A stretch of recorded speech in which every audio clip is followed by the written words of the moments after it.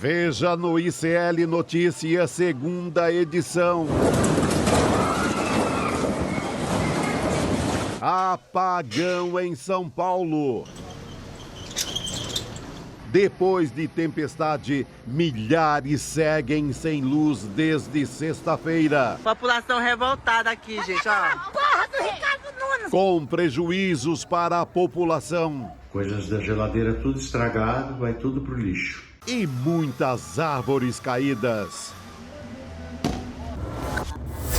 Virou caso de política. Prefeito culpa governo federal, que culpa a concessionária. Nós não aceitamos essa afirmação da Enel de que não tem prazo. Que culpa a chuva. E ministro critica a agência reguladora e fala em fake news. O prefeito de São Paulo aprendeu rápido com o seu concorrente aqui, Marçal. O ICL Notícias, o veículo mais confiável do Brasil, está no ar.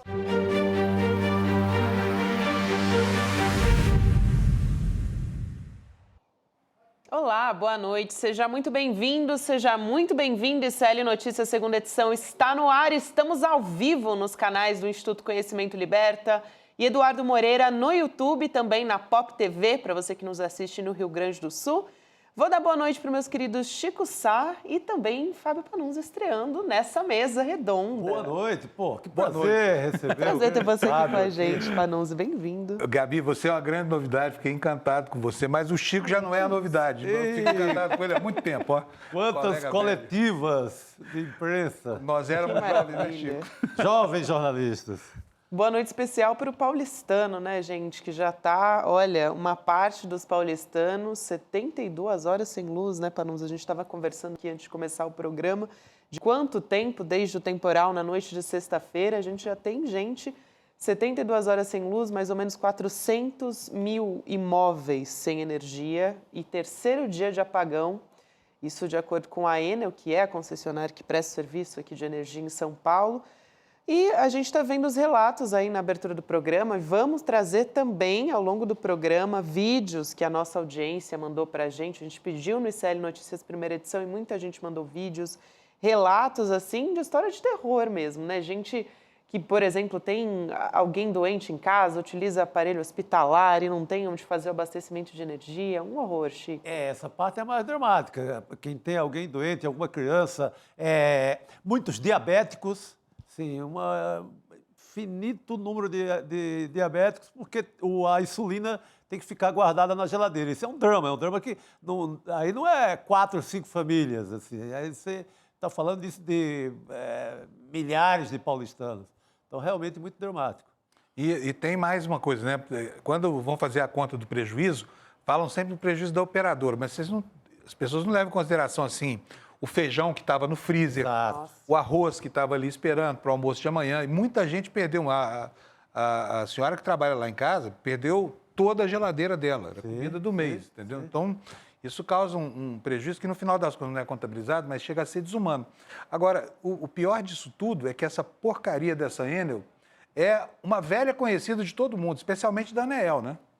Especialmente quem deveria fiscalizar e não cumpriu a sua obrigação. Exatamente. A ANEEL, que é a Agência Nacional de Energia Elétrica, que foi citada aí, né, pelo governo federal em entrevista coletiva hoje à tarde, justamente por uma suspeita de falta de fiscalização, né? Isso foi colocado em pauta. A gente vai trazer tudo isso daqui a pouquinho. 400 mil imóveis, como eu disse, sem luz. A gente conta também casas e estabelecimentos comerciais. O Panunzi falou agora de pessoas que perderam comida em casa. Imagina só o prejuízo para o setor do comércio, Chico, que compra, né, comida, enfim, e todos os tipos de mantimento para poder funcionar. E passou o final de semana, que é justamente quando eles recebem mais gente nos estabelecimentos, passou o final de semana nessa situação. Exatamente, Gabi. Fábio, imagina, o restaurante que planeja ali o final de semana, que é a hora de faturar. Faz uma compra lá em cima, vem o apagão. Isso. Vou contar uma história curiosa para vocês. Minha filha casou sábado, agora. Tinha marcado a festa. Aqui em São Paulo? Aqui em São Paulo, para um restaurante. O que aconteceu? Não teve. Não teve como. O restaurante estava fechado. Caramba. Tentou marcar para outro. Nós terminamos comemorando o aniversário dela numa calçada do Bom Retiro. Num bar. O Rio, lá. mas entenda. Exatamente. Quer dizer, imagina isso, né? O prejuízo dos donos desse restaurante. sim. Quem é que vai pagar essa conta, sabe? É uma conta multibilionária. E, aliás, essa conta deveria ser cobrada mesmo. As pessoas deviam entender o caminho, porque prejuízo de pequena monta é muito fácil de processar. Não precisa de advogado, não precisa de nada. Até 20 salários mínimos, é só fazer uma petição de próprio punho, mandar pela internet mesmo. E é muito fácil, não tem custa judicial, não precisa de nada. Então, recomendo muito às pessoas que façam isso, viu? Por menor que seja o prejuízo. Afinal de contas, quem o provocou tem que pagar. Sem dúvida, eu estava conversando até sobre isso, vou citar ele algumas vezes aqui no programa, o engenheiro eletricista Ícaro Chaves. Ele trabalhou por mais de uma década na Eletronorte, né, subsidiária da Eletrobras, lá no Distrito Federal. Ele foi entrevistado do Em Detalhes, vai ao ar amanhã, recomendo que todo mundo assista para entender. Ele é muito especialista nesse assunto. Ele estava lutando pela reestatização da Eletrobras, né, junto com muitos funcionários também. E ele estava explicando esse caminho, né, porque justamente as pessoas não sabem por onde elas vão, tem gente que reclama com a própria Enel. Ele disse que o PROCON também é um caminho, porque o processo com a Enel é muito difícil de você também comprovar, principalmente essa história da comida que é estragada, né? Mas tem gente que pede eletrodomésticos, enfim, uma série de pessoas que mandaram vídeos para a gente até vai colocar aqui. São 24 municípios que são atendidos em São Paulo pela concessionária de energia e a nossa audiência mandou esses vídeos que a gente vai mostrar ao longo do programa. A gente tem um aqui do Luiz Fernando, do bairro da Pompeia, Zona Oeste de São Paulo. Então, vamos trazer aqui o depoimento do Luiz Fernando da nossa audiência. Vamos assistir. Meu nome é Luiz Fernando, sou morador do bairro da Pompeia, Zona Oeste de São Paulo. Estou sem luz desde sexta-feira, às 19 horas. Hoje é segunda-feira, 13h20. Sem previsão de volta, segundo a Enel. Coisas da geladeira tudo estragado, vai tudo pro lixo. Nossa, e olha a quantidade de comida na geladeira, né, gente? Assim, é realmente... Isso é só um dos casos. Panunzio, você também, andando aqui pelas ruas da capital paulista, pegou aquela coisa incrível, né? Que são os fios, a rede elétrica da nossa cidade, que... Gente, a gente vê de tudo nas ruas, né? Às vezes é até difícil de entender ali realmente como é que se faz uma manutenção nesse negócio, né? O Chico e Gabi, é impressionante. Eu andava de bicicleta em São Paulo. Passei 3 anos fora daqui, mas eu andava de bicicleta aqui e me incomodava muito passar nas calçadas, porque o ciclista aqui não tem quase ciclovia, e de repente você bate num fio daqueles que cai do poste, assim, parece uma chuva de cabos. As pessoas normalmente passam de carro, passam de ônibus, não notam, mas se olhar para cima vão ver a poluição visual representada por isso. Olha, isso que está aí, ó. Esse poste aí tem mais de 60 cabos passando por ele. E aí fui pesquisar a legislação para saber como é que é feita, né, a distribuição desse espaço na via aérea das cidades. Fiquei estupefato. Porque a norma diz que só pode passar 6 fios, além dos postes, além dos cabos de energia elétrica. Aí tem 60, sabe? E é um lixo, porque vai lá o sujeito da Vivo e resolve o problema dele, mas cria um problema para o Danete. Sim. Aí volta o Danete para arrumar, cria um problema para o distribuidor de energia. No mesmo poste. E ninguém é responsável por isso. Agora, olha, tem uma coisa que é impressionante. Você aí na sua casa, preste atenção. Sabe quanto custa passar o cabo por esse poste, Chico? R$10 para cada poste. E quem ganha o dinheiro é a concessionária. Então, esses postes que ninguém mais quer saber deles nas ruas, só não saem daí por quê? Porque eles geram uma fábula de dinheiro. São mais de 12 bilhões por ano. Sim. É dinheiro demais da conta. Por isso que está essa zona, essa bagunça. Cada empresa que amarra seu fio lá paga 10 conto para a concessionária. Por poste. Então, você imagina quantos postes para chegar até a sua casa lá, a fibra ótica, o cabo do telefone, essa coisa. Então assim, está explicado por quê. E aí você tem uma outra coisa, que é o seguinte, é verdade que a concessão é federal, embora o gerenciamento disso aí que a gente está vendo, poda de árvore, essa coisa toda, que acaba provocando os problemas, seja municipal. Mas as concessionárias só mantêm essa mina de ouro aérea, essa bagunça toda aí em cima, que acaba gerando essas crises. Por quê? Porque elas falam que não respeitam leis municipais. Não estão obrigadas, porque a concessão é federal. entendeu? Então usam isso como um subterfúgio. O Haddad tentou e não conseguiu, muita gente tentou e não conseguiu, porque isso aumentaria muito a segurança. Eu sei que é uma controvérsia, né, Gabi? Você andou apurando isso também, me parece que há uma controvérsia com relação à eficiência disso. Mas eu fiz um levantamento, depois eu vou mostrar para vocês aqui. No mundo inteiro civilizado, os cabos não andam mais pelos postes, eles são enterrados, sabe? No mundo civilizado inteiro.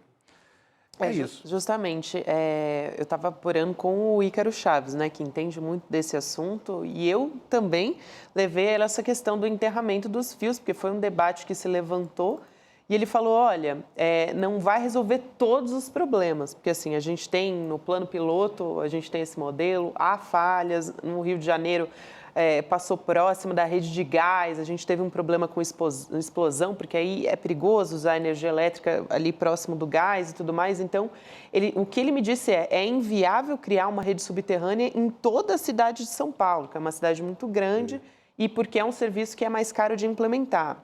Só que o que ele coloca ali como questionamento? Sempre houve chuva, sempre houve árvore em São Paulo, por que está acontecendo isso agora? O que piorou no serviço se a gente tem aparelhos mais modernos, se a gente tem uma previsibilidade, né, para poder fazer ali as podas de árvore e tudo mais? Então, o debate que ele traz é esse, assim, do ponto de vista técnico, por que a gente avança no monitoramento, enfim, de todos os aparelhos, e ainda assim a gente não consegue agora conter e fica com um apagão aí de 72 horas, né? Que é uma coisa que é inadmissível, sendo que a gente tem uma modernização de todo o setor elétrico, Chico. É o terceiro apagão. Assim, com esse alcance, né? Que estraga a comida, que causa prejuízo à rede de restaurantes, que as famílias ficam mais de 72 horas sem energia elétrica. Esse é o terceiro da Enel, ou Enel, tem uns, depende do seu gosto pela pronúncia. Então, não é qualquer coisa, né? E a gente também tem, você falou, Fábio, que a privatização é um negócio federal, né? Mas tem essa agência reguladora, que também é federal, ela é nomeada pelo presidente da República, e nós temos agora, em mandato atual, uma gestão do Bolsonaro, que é o que provoca essas agências que têm mandato fora da eleição. Totalmente. Entra o Lula, fica o bolsonarismo lá mandando numa parte do país. A gente tem, dos 5 membros da agência reguladora, 5 são indicados por Bolsonaro e sua turma. Exato. Aí você tem indicação do Marcos Rogério, sabe aquele senador famoso? Você tem Ciro Nogueira e do Bolsonaro no geral. Mandando, fiscalizando agora no governo Lula, que é o que gera esse desacordo entre mandato e essas agências que são mais ou menos independentes. É isso mesmo, Chico. Olha, é inacreditável, assim, porque a agência de energia elétrica é integralmente bolsonarista. E ela tem atrapalhado em outros lugares, porque é o seguinte, os paulistanos estão sofrendo agora, mas não são os únicos, não. Porque essa Enel é tão ruim, essa qualidade de serviço, que ela ia perder a concessão em Goiás. Ia perder a concessão num governo do Ronaldo Caiado. Imagina como é que era a coisa lá. Fez, né? Aí, o que ela fez? Ela vendeu a concessão para uma empresa chamada Equatorial, que está no Amapá, no Piauí, no Rio Grande do Sul, e aqui em São Paulo agora está também com a água, né? Ela vai ser a dona da água de São Paulo. Aguardem. Vamos aguardar agora. Gente. Mas olha, e lá em Vitória, por exemplo, a ação da Agência Nacional de Energia Elétrica é absolutamente deletéria. Por quê? Ela quer entrar como litisconsorte num processo do Ministério Público contra a Enel. Por quê? Pelo mesmo motivo de São Paulo. Porque provocou lá um caos, não conseguiu restabelecer, depois de um temporal lá, a energia a tempo, provocou prejuízos de muita monta. E aí a ANEEL, que é a agência, né? Fala, a ANEEL, Enel, é parecido. A agência se apresentou querendo participar do processo. O resultado disso é que o processo não anda, entendeu? Está lá parado. Então, assim, a agência contribui efetivamente para esse caos que está instalado no Brasil. A Cláudia Tanaka aqui, que está nos acompanhando na nossa audiência, ela matou a charada. Ela disse aqui, privatizaram e demitiram mais de 10 mil funcionários. Gente, essa coisa da precarização do trabalho é uma coisa muito importante, porque não existe nessa regulamentação dos contratos, né, uma exigência, por exemplo, de número mínimo de funcionários, de remuneração, de qualificação desses funcionários, né? Até se a gente for entrar aqui em vários pontos que são importantes de você exigir, índice também de acidente de trabalho, por aí vai, quando a gente está falando da qualidade da saúde do trabalhador e tudo mais. Só que não há um regulamento, uma regulamentação no setor elétrico que exija melhorar a qualidade desse serviço. Então, você diz, a ANEEL, de novo, né, aqui reforçando, a ANEEL, que é muito parecido. A agência. Então, a agência diz que o quantitativo está baixo. Foi isso que ela disse agora, né? Tem que contratar mais gente. Só que tem que seguir determinados padrões. Então, assim, pouco importa como a Enel vai entregar isso no fim das contas, o incentivo é de precarização do trabalho. Sim. Porque você não está ali regulamentando de fato em contrato quanto que isso deve ter, como que você deve entregar. Desde que você entregue o serviço, se você vai entregar com 10 funcionários, com 1 milhão, né? Ninguém está preocupado com isso. E aí, no fim das contas, o que a gente está vendo é demissão em massa de funcionários, né? Exatamente. E por aí vai. Não, e agora sai correndo, assim, tá vindo funcionário da Enel do Ceará para cá agora nessa emergência. Aí você diz, tá uma beleza no Ceará, a Enel? Aí eu respondo que a CPI, teve uma CPI na Assembleia Legislativa do Ceará e recomendou encerrar o contrato. Como a CPI não tem poder de encerrar esse contrato, ele recomenda à agência reguladora que encerre o contrato ao fim do prazo lá. Acabou o contrato, caduca e esquece a Enel definitivamente. Então, é isso que a gente vê aqui em São Paulo. São Paulo tinha na Eletropaulo assim, a excelência de qualidade de serviço de energia elétrica no Brasil. Onde estão esses técnicos? Todo mundo mandado embora. E só para lembrar, Chico, no tempo da Light era uma desgraça total. A Light era sinônimo de... A Light era o que a Enel é hoje. O paulistano todo se lembra daquele tempo. Agora, eu conversei com 2 engenheiros hoje para tentar entender qual que seria a solução. Os 2 falaram a mesma coisa. Falaram, olha, a solução é enterrar cabo. E é uma coisa que já vem sendo feita no mundo há muito tempo. Aí me apontaram um estudo do IPEA, eu li esse relatório e fiquei muito impressionado com o que estava lá. Olha só, sabe quem são os países que mais enterram cabos no mundo? Vou aqui pela ordem, não vou falar todos porque são, né? Mas vou falar os 5 principais, tá? Os que mais enterram, Holanda, 100%, não tem um poste lá, a não ser poste de iluminação. Sim. Bélgica, 97%, Dinamarca, 94%, Suíça, 92%, Alemanha, 90%. Os Estados Unidos estão numa posição intermediária, 72%. Estão indo mais devagar do que a média, nem faz parte desse ranking dos melhores. Agora eu vou citar os piores em ordem decrescente, tá? Porque senão vai perder a graça aqui. O 6º pior país do mundo, Hungria, tem 20%. Olha, pode anotar esses percentuais aí, vocês vão ver. Lituânia, tá? Nós não estamos falando de mundo rico mais. Lituânia tem 18%. Letônia, 15%. A Irlanda tem 12%. A Grécia tem 10%. E agora o último qual é? Dou um Fusca 68 0 km para quem é o Brasil. Sabe quanto? 0,4%. Cara, deve ser só a Oscar Freire, aqui em São Paulo, nos Jardins, que Oscar Freire tem seus fios enterrados na região dos Jardins. A Paulista e as ruas lá de Botafogo, né? Botafogo, Leblon. 8 ruas no Brasil.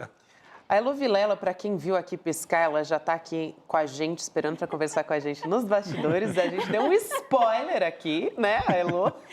Elo, boa noite para você. Eu tenho que falar aqui do ministro Alexandre da Silveira, assim, mas já vou te colocar no papo, tudo bem? Vamos lá, então, Boa noite, Elo. Pessoal. Oi, Panuzzi. Boa noite, Elo. Tudo bem? Para introduzir aqui você na nossa mesa, na nossa conversa, quero reforçar, né, que o ministro de Minas e Energia, comentei na abertura do programa, ele participou de uma coletiva de imprensa e ele criticou muito a Enel, né? Diz que a ação da empresa, a ação ou a falta de ação, né? Fica aí a dúvida. Mas que beirou a burrice, ele deu 3 dias para a Enel restabelecer a luz, anunciou uma força-tarefa com várias concessionárias para restabelecer a situação, resolver esse problema. Ele também criticou o Ricardo Nunes, prefeito de São Paulo, porque diz que ele espalhou fake news porque o prefeito Ricardo Nunes, no fim de semana, responsabilizou o governo federal pelo apagão e tal. Eu vou chamar aqui, então, a fala do ministro Alexandre Silveira para a gente poder voltar a conversar sobre esse assunto. Vamos ver. Nos indigna muito quando as pessoas, irresponsavelmente, usam da sua rede social para fazer fake news. O prefeito de São Paulo aprendeu rápido com o seu concorrente aqui, Pablo Marçal, que era o campeão das fake news e da falsificação de documento público, quando ele fez uma fake news dizendo que nós estamos tratando da renovação da distribuição da Enel. A Enel vence seu contrato em 2028. Ela tem até 2026 para se manifestar sobre a sua renovação. Na verdade, ainda dá tempo do prefeito se preocupar com a questão urbanística de São Paulo, porque os laudos que nós estamos recebendo, e que vão ser, no momento adequado, depois de conferido, porque nós temos responsabilidade com o Brasil, porque o Brasil voltou a discutir os problemas reais da sociedade. Nós não trabalhamos com narrativa, nós trabalhamos com fatos. Mais de 50% dos eventos foram causados por árvore caindo em cima do sistema de média e baixa tensão em São Paulo. Esclarecer que quando ele fala de árvores, ele está sendo específico com isso, porque a responsabilidade de fazer as podas é da prefeitura, né, Lu? Boa noite para você mais uma vez agora. Exatamente. Oficialmente. Boa noite, querida, oficialmente. Não, exatamente. Esse foi um ponto que foi muito falado hoje aqui em Brasília também, numa coletiva que teve aqui com o ministro da CGU, da AGU, Pimenta, das Comunicações, né? E Secretaria de Defesa do Consumidor. Isso foi muito falado. E eu acho que a gente tem uma combinação aí de pelo menos 3 fatores, né? Um é o problema da poda, o outro é o sucateamento do serviço, né? Porque essas empresas vêm e demitem todo mundo. Isso também foi muito falado aqui, uma crítica contundente a esse processo de privatização que foi feito aqui no Palácio, aqui em Brasília. E o outro é essa politização, que eu acho que não tem outra saída. Se existe um assunto que tem que ser politizado, é esse, na eleição municipal, porque é o trabalho da prefeitura lidar com isso, com o serviço básico para a população. Se a gente não politizar isso, a gente vai discutir uma eleição em cima do quê? Da cor do cabelo, da roupa que o cara veste, quanto que ele corre na avenida? Não, é com os serviços que a prefeitura tem que prestar. E o prefeito Nunes, aparentemente, é o sumido, né? Aquele que está missing in action, como falam os americanos, está sumido na hora da ação, não aparece. É isso, Elô. Até quero citar aqui que a Agência Nacional de Energia Elétrica publicou agora, né, um ofício se defendendo dessas cobranças do Ministério de Minas e Energia, porque eu acabei de trazer aqui o vídeo sobre a falta de eletricidade, né, em parte da cidade. Como eu disse, tem mais ou menos 400 mil imóveis sem energia ainda.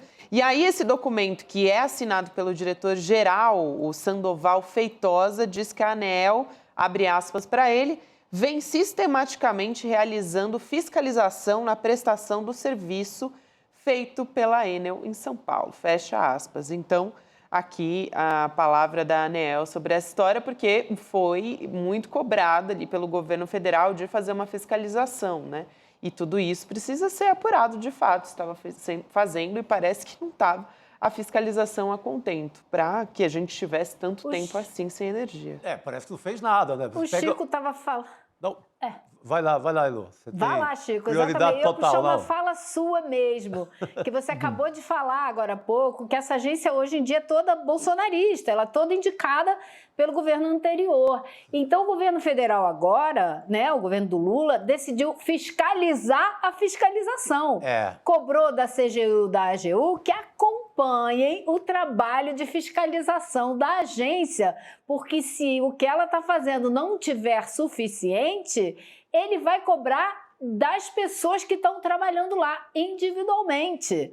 Então, a gente vai ter um trabalho da fiscalização, uma pressão nessa fiscalização para que ela cobre de verdade da empresa, da concessionária, e a concessionária vai ter que se ver com a justiça. Ela tem uma pilha de dívida já, de multas que ela tomou, ela já pagou 4, mas tem outras tantas para pagar, por causa do serviço de quinta categoria que ela está oferecendo para os moradores de São Paulo.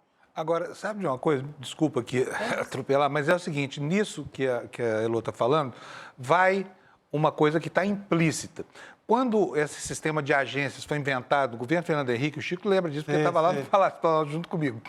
E isso foi apresentado ao país como se fosse assim a panaceia, né, para sarar assim, a doença dos lobbies, essa coisa toda.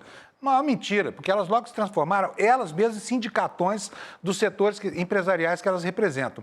Olha, pega aí, ó, a NTT, né? De repente desregulamentou tanto a questão do transporte de ônibus no Brasil interestadual que acabou com as empresas. O sistema está integralmente desestruturado. Saúde, Panuzzi, saúde. Saúde, sabe, os convênios médicos. Agência que regula as... Nossa! E tem mais, olha, qualquer lugar, a agência que regula as companhias aéreas começaram a tributar, a cobrar a passagem da mala, dizendo que isso iria baratear a passagem do passageiro. Não aconteceu nada disso, as empresas continuam quebradas. Então, é um desastre essa administração por essas agências. Elas se transformam em sedes de lobbies poderosíssimos. É o sindicatão abrigado sob um guarda-chuva que tem lá uma salvaguarda, ele não se pode mexer com elas. É igual o Banco Central, do qual o Lula reclamou demais. É a boa comparação. É essa. Ou não, foi vendido como a coisa mais moderna do mundo. Ó, vamos privatizar. O governo Fernando Henrique querendo vender tudo ali, com a sede de privatização medonha. Vamos privatizar, mas teremos agências moderníssimas que estarão de olho, o consumidor não será enganado, não faltará luz e etc. Cascata, né? Deu no que deu. Eu vou aproveitar e chamar aqui uma fala do Vadir Damus, porque Elô acompanhou toda essa história, né? Teve uma entrevista com os ministros da CGU, a AGU, ela até falou com o Paulo Pimenta, da SECOM, e esse que é o secretário nacional do consumidor. E aí a gente pode voltar a conversar, mas vamos ouvir a fala dele sobre essa história. Vamos ver. Nós estamos notificando hoje a Enel, exigindo que ela nos apresente um diagnóstico desse quadro gerado pela tempestade de sexta-feira, nos apresente o número de consumidores afetados, nos informe que canais de atendimento, né, está disponibilizando à população afetada de São Paulo, e qual é o seu plano emergencial de restabelecimento da energia elétrica. Nós não aceitamos essa afirmação da Enel de que não tem prazo. Ela tem que apresentar, e aliás, nós estamos dando um prazo de até 3 dias para que ela restabeleça os serviços de energia. Porque antes disso, né, Elô, não tinha nem prazo. A direção da Enel disse, olha, eu não quero dar um prazo que... Ele não disse com essas palavras, tá, gente? Mas basicamente foi, eu não quero dar um prazo aqui que a gente não possa cumprir. Então, 3 dias, imaginando já esses 3 que já se passaram, a gente vai completar 6 dias para a Enel restabelecer o serviço em São Paulo. É surreal. Olha, e hoje a cobrança nessa coletiva que você acabou de mostrar, Gabi, foi geral, viu? Foi cobrança para a agência reguladora, foi cobrança para a Enel concessionária, foi cobrança para a prefeitura, e tanto o ministro da CGU quanto o ministro da AGU começaram falando, os dois, eu achei isso muito sintomático, eles disseram o seguinte, o presidente Lula mandou dizer, o presidente Lula quer que a população seja atendida, ou seja, foi uma ação direta, uma cobrança direta do governo federal com relação à situação que está acontecendo. O ministro da CGU, o Vinícius de Carvalho, disse que o que São Paulo está passando é inadmissível e por isso vai ser feita essa auditoria na agência. Agora, o Damus disse não só que estava notificando a Enel, como também estava notificando, ele disse, estamos notificando hoje A Prefeitura de São Paulo, queremos saber se ela tem um mapeamento das podas que precisam ser feitas, se cumpriu um cronograma que precisa existir da frequência dessas podas, ou seja, foi uma cobrança de tudo quanto é lado. O que eu vi foi um governo indo para cima assertivamente para dizer que está agindo para cobrar de quem tem que ser cobrado para que isso não se repita. Vamos ver se vai adiantar, né? Eu vou aproveitar também e chamar a fala do Jorge Messias, da AGU, que está estudando ação coletiva contra a Enel, ou seja, são medidas bem importantes, né? Essa coletiva foi... Porque todo mundo gritou no primeiro momento aqui em São Paulo, é o Lula, aquela velha clichê da direita. Foi o Lula, é o Lula. Meu porteiro estava em dúvida se o apagão era culpa do Lula. Entendeu? Então tem que ser de forma enérgica, sem trocadilho, a parada. Tem que vir com tudo. Tem que ser enérgica, sem trocadilho. E a gente já viu esse filme, né, Chico? Eu me lembro como se fosse ontem. Eu fui ao Rio de Janeiro em 2007 para cobrir o PAN de 2007. E aí teve aquele acidente aí no aeroporto de São Paulo, vocês lembram? Sim, muito. E aí, cara, a capa do jornal O Globo no dia seguinte conseguiu dar uma manchete culpando o Lula pelo governo do PT pelo acidente. Eu não podia acreditar. Eu achei que era brincadeira, não é possível. Eu li o jornal 3 vezes para acreditar na manchete que eu estava lendo. Eu ia lembrar esse episódio agora. Sabe por quê? Ele está revestido de um simbolismo que existe nesse aqui. É exatamente o que você falou. Lembra do Marco Aurélio Garcia, daquela história do toque, toque, toque? Foi justamente aí. E aí, mas tirando o aspecto anedótico dessa coisa, houve uma consequência ali. Custou muito caro a repercussão política daquilo para o governo Lula. O próprio Lula demorou muito para vir aqui, mandou o Jobim a São Paulo depois de alguns dias, e aí o governo começou a se mexer. O que ele fez? Limitou o número de pousos de aviões em Congonhas. Adiantou alguma coisa? Não adiantou nada, porque hoje o intervalo entre os pousos é muito menor do que era naquela época. E logo, logo vai acontecer outro acidente. É uma fatalidade estatística, não tem como não acontecer.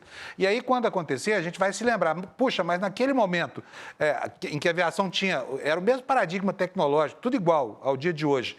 Naquele momento não podia ter essa frequência e hoje pode ter uma frequência maior, por quê? Né? Então, quer dizer, a gente demora muito para aprender certas lições, não é, Elô? Que acabam não gerando nenhuma consequência prática. Agora, o que não dá é como o Chico falou, né? Tudo vira culpa do Lula. Vamos analisar a situação, vamos ver quem tem responsabilidade em que setor, né? Vamos ver o que disse o Jorge Messias, então, te atrapalhei ali na... Não, que é isso, Chico. Você é prioridade total. Vamos assistir. Nós estamos, como Advocacia Geral da União, avaliando, diante da prática reiterada da Enel, a promoção de uma ação por dano moral coletivo, em razão de práticas reiteradas de infrações contratuais por parte desta concessionária de energia elétrica. A ANEEL aplicou a maior multa que se tem conhecimento na história do setor elétrico, são mais de 200 bilhões de reais, e a companhia conseguiu na Justiça suspender a aplicação desta multa e apresentou um seguro-garantia. Determinei a minha equipe que adotasse todas as medidas para que, de fato, a gente possa levar adiante essa cobrança com a superação dessa medida liminar. Falando em multas, a ANEEL já aplicou várias contra a Enel e ela não pagou. A gente fez aqui um esqueminha, uma arte para ver todas as multas aplicadas desde 2018. Então, olha lá, multas da ANEEL aplicadas à Enel, então a agência, a concessionária, gente, em milhões de reais. 2018, 16, pouco mais de 16. Em 2019, 14,5, estou falando aqui mais uma vez em milhões de reais. 2020, 16,2, 2021, 16. Em 2023, subiu muito. Aí já estamos falando desse tipo de apagão que é para a cidade inteira. 2023, 95,8 e agora em 2024, e a gente ainda não chegou nem até o final do ano, a gente está em outubro ainda, 165 milhões de reais. Quer dizer, é sintomático, né, Chico? Porque esses 165 são relativos àquele apagão de novembro do ano passado. Isso. Que não foi pago. E os 95,8 também não foram pagos. Os 4 primeiros, que são os menores, de 16 e pouco, 14, 16, essas multas foram pagas.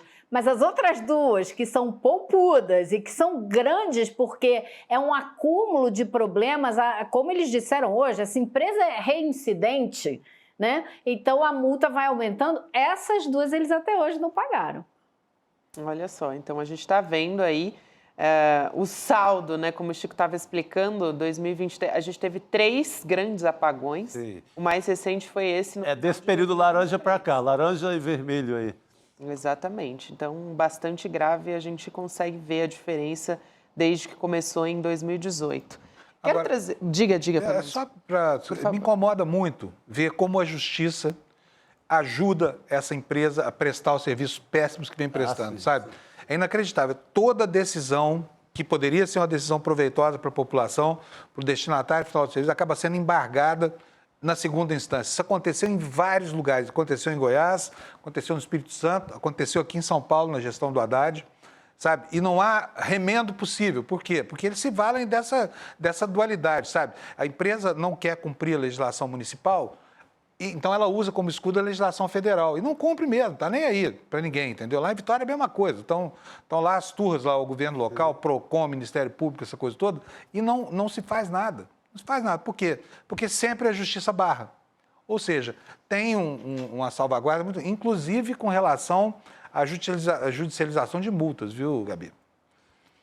Fundamental. Acho que também a gente está falando aqui sobre esse empurra-empurra, né, de responsabilidades, e a gente tem alguns posicionamentos aqui. Da própria presidente do PT, a Gleisi Hoffmann, ela publicou no X uma crítica às privatizações, não só do serviço de energia, mas ela também fala de água, e o tweet também está rebatendo o prefeito de São Paulo, Ricardo Nunes, e o governador Tarcísio de Freitas. Então está aí na sua tela, vou ler aqui, abre aspas, para a presidente do PT. É muita hipocrisia de Nunes e Tarcísio tentar ligar o novo apagão de São Paulo ao governo federal. Quem vendeu, e vendeu mal, nossas empresas de energia foi a turma deles, dos tucanos, de Temer, Bolsonaro e Guedes. Privatizar serviço público de energia e água não deu certo em nenhum lugar do mundo, é a população que paga a conta, fecha aspas. Foi um grande projeto do Paulo Guedes, ele até não conseguiu cumprir nem metade do que ele estava prometendo ali, né? Mas o sistema Eletrobras ele conseguiu. Ah, sim, sem dúvida. Se podia estar até pior. Podia ter... Se ele tivesse tido mais sucesso, estaria tudo, digamos, bem pior. Eu acho que a Gleisi falou 2 coisas aí que são super importantes, né? Uma delas, ela faz esse histórico da privatização, que não é só demérito do governo Bolsonaro, isso vem desde os tucanos, né? Que sempre pregaram a privatização como maneira de tornar tudo lindo e eficiente, como vocês falaram agora, criando essas agências, né? Como se elas fossem se tornar numa maravilha de eficiência. A gente não está vendo nada disso. Mas, então, tem esse problema da privatização que eles promoveram, e isso foi muito discutido hoje também no Palácio. O Adi Damus falou, olha, eles privatizaram, demitiram, terceirizaram serviços que exigem conhecimento e muita experiência. Então mandaram embora essas pessoas que têm a experiência e o conhecimento, e agora não tem quem faça o serviço da maneira que ele tem que ser feito. Por quê? Porque eles querem dar lucro para pagar dividendo de ação de investidor, de acionista. Eles não estão preocupados com o serviço. E a coisa de, puxa, acho que tem mais de 10 anos, eu fiz um levantamento uma vez, um estudo com uma economista americana que não tinha nada de esquerdista. Ela falou para mim que até tropeçou nesse assunto por acaso e que levantou o que estava acontecendo no mundo inteiro. E o mundo inteiro estava indo na contramão dessa ideia do tucanato, do Temer, do Guedes. Estava levando novamente para a esfera pública todos esses serviços de água, de esgoto, o que começou a ser feito nas grandes capitais do mundo todo. Então a gente indo assim, achando que está fazendo, né? Esses governos achando que estavam sendo assim, super moderninhos e estavam fazendo a coisa mais atrasada que existia já. De água, se pegar Berlim, Paris, Buenos Aires, todo mundo voltou para o controle do Estado, Elô, das prefeituras, voltaram a ser públicas, porque foi um desastre. É o que a gente vai ver agora em São Paulo. inclusive com a Equatorial, né, que atua na área elétrica também, de energia elétrica, que comprou a maior parte das ações aqui em São Paulo. Em plena crise climática, você vende a água de um estado. Cara. Isso é desastre anunciado, a gente sabe. A gente tem imagens aqui, gente, eu comentei no começo do programa que a nossa audiência mandou diversos vídeos. No Jardim São Luís, que é aqui na Zona Sul de São Paulo, os carros estavam pegando... Gente, os carros que estavam na rua pegaram fogo, porque um poste caiu. Olha a situação, assim. Um negócio inacreditável. Atingiu parte de um prédio também. Esse incêndio, ninguém ficou ferido, importante dizer aqui. Só que a gente tem as imagens que foram feitas por um morador, para a gente ter noção do estrago que foi. E isso é só um dos casos, né, que foram captados aqui pelo pessoal da nossa audiência. Então vamos assistir esse vídeo e a gente já volta a falar. Falar em quem?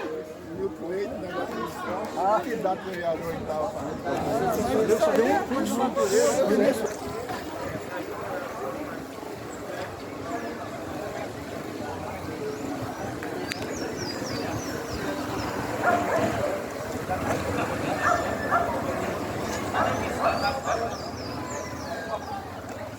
Que loucura isso, hein?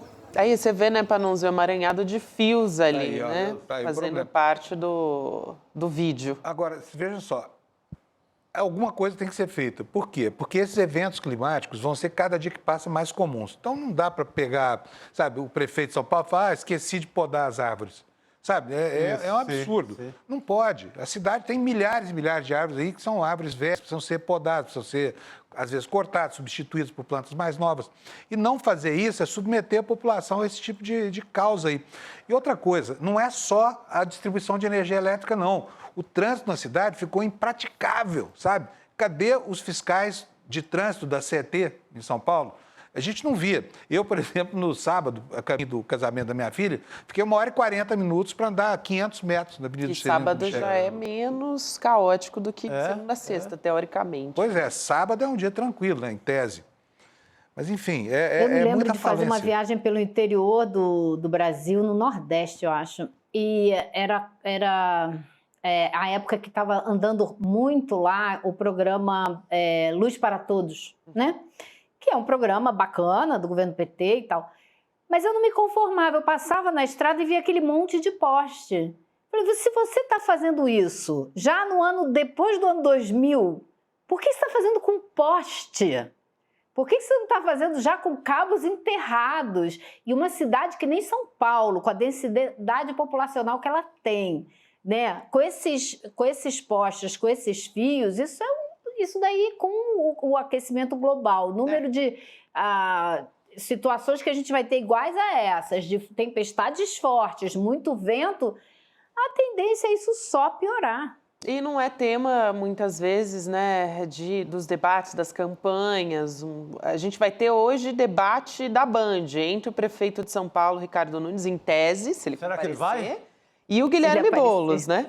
Aí o Boulos, ele publicou, nesse final de semana, ele publicou uma série de vídeos criticando a gestão do Nunes, mostrando pontos da cidade sem luz, inclusive na casa onde ele mora, no Campo Limpo, né? Que fica, para quem não conhece São Paulo, na periferia da Zona Sul de São Paulo, ali, na parte mais ao sul da cidade. Então vamos assistir esse trecho do Guilherme Boulos desse final de semana.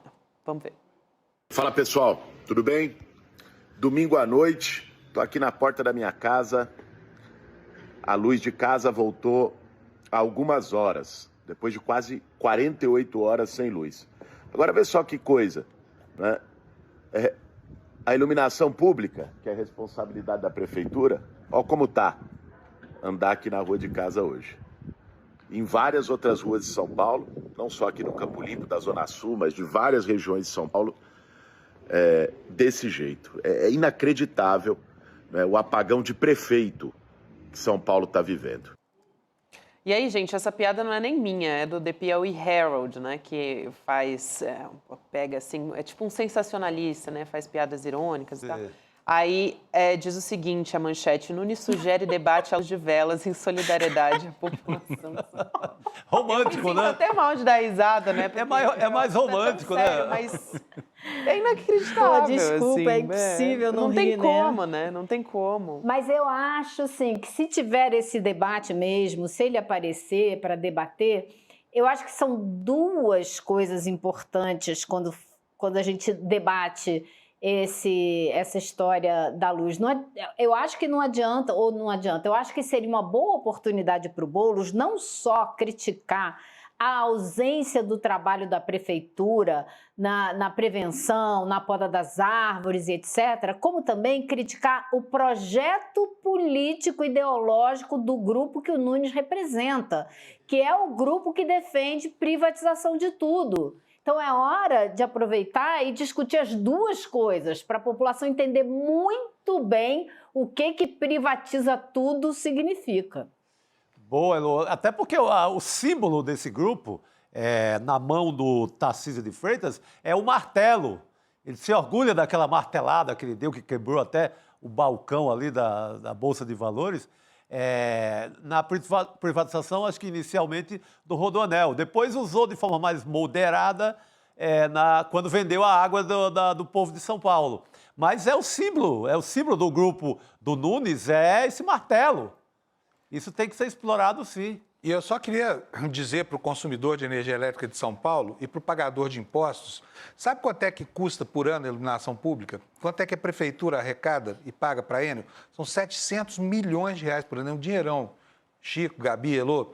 E se você pegar a sua conta de luz e olhar lá, você vai ver que tem uma coisinha que muita gente nem sabe, que existe, chamada COSIP, que é a contribuição para esse propósito. Então, quem paga por esse serviço é diretamente o consumidor. O cara, além da conta da luz da casa, paga também a da rua, a luz da rua. Sim. Sabe? Então, assim, tem todo o direito o consumidor de se indignar, porque essa é uma obrigação da prefeitura e o serviço prestado, essa porcaria, dessa esculhambação dessa concessionária, é regiamente pago por cada um de nós que recebe uma conta de luz aqui em São Paulo. Exatamente. Bem lembrado. Elô, obrigada por hoje. Dia difícil, né? Espero que a gente converse essa semana em circunstâncias melhores, tá? Valeu, querido. Tchau, pessoal. Boa noite. Boa noite, Elô. Estava aqui dando uma olhada aqui no nosso grupo, né? A gente tem um grupo da nossa equipe e o Chico Alves, do nosso site, o nosso editor do iclnoticias.com.br, estava comentando, a Globo News também está fazendo uma cobertura sobre isso, dizendo que os funcionários da Enel, do maravilhoso mundo das privatizações, né?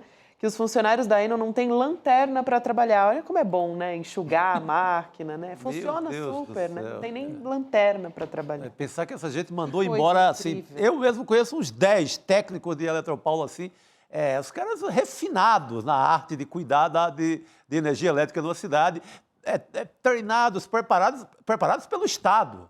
O Estado que gastou na preparação dessa gente. Foi a gente que foi mandado embora. Foram os técnicos que foram mandados embora, porque custam mais, são mais eficientes. Aí você contrata qualquer empresinha terceirizada para cuidar. Não precisa ter um cara que se preparou para aquilo, sabe? Porque não tem uma regulamentação. Imagina a cena, o barraco mesmo. O cara liga para o chefe dele lá na Enel e fala assim, olha, chefe, não vai dar para arrumar aqui na rua, não. Por quê? Não, porque está escuro. Isso. A gente não tem lanterna para trabalhar. É uma fina coisa, exatamente. Me faltam palavras, assim, né? Porque isso, a gente ri de nervoso. Faltou lanterna no acampamento. Enquanto isso, paulistano é isso. Sofre, amarga as consequências disso, né? Agora, só para a gente fazer um parêntese bom aqui, porque hoje o programa está pesado, não pode ser de um jeito diferente, porque não tem como, né? Todo mundo fica indignado com essa situação. Mas a gente vai ter hoje, notícia boa para você, Chico Pinheiro entrevista, logo depois que acabar aqui o ICL Notícias segunda edição. E o convidado, gente, é o Jefferson Tenório, escritor excelente. A gente tem aqui um trechinho da entrevista para você ter um gostinho do que a gente vai apresentar para você depois do ICL Notícias segunda edição. Vamos assistir? Eu não gosto de pensar que a gente acaba com o racismo como uma espécie de bala de prata, né? Mas, claro, que uma história como a do Avesso, ou até os livros do Itamar Vieira Júnior, da Conceição, da Eliane Alves Cruz, que são livros que vão tratar da experiência negra, eles ajudam, sim, a mexer na subjetividade das pessoas, né? Nisso eu acredito. Agora, o racismo ele é mais do que um vírus, né? O racismo é uma espécie de rizoma, que a gente não sabe de onde vem. né? O rizoma é isso, ele surge aqui e lá e a gente não sabe a origem dele, né? Há um apagamento das origens do racismo. E toda vez que há um caso de racismo, ele é individualizado. Então se pune a pessoa que cometeu o racismo e não a estrutura. Então por isso que é repetido, né? Porque a gente não vai na origem, a gente pune quando há a punição da pessoa, mas não da estrutura mesmo. Não da sociedade. Não da sociedade, de modo geral.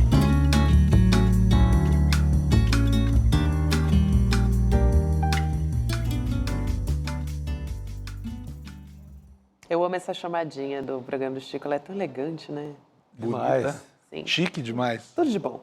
E olha, tá cada semana melhor. A gente já teve Erundina, tem outros convidados excelentes, que eu não vou dar spoiler aqui, mas já posso... Ó, gente, Jefferson Tenório, né? Não preciso dizer mais nada. Então vai ser 8 horas, tem um espacinho ali de meia hora para você ou jantar, de repente tomar um café e tal. Acabou o ICL Notícias segunda edição, você já vai se preparando para assistir o Chico Pinheiro. Da categoria imperdível. Imperdível, é isso mesmo.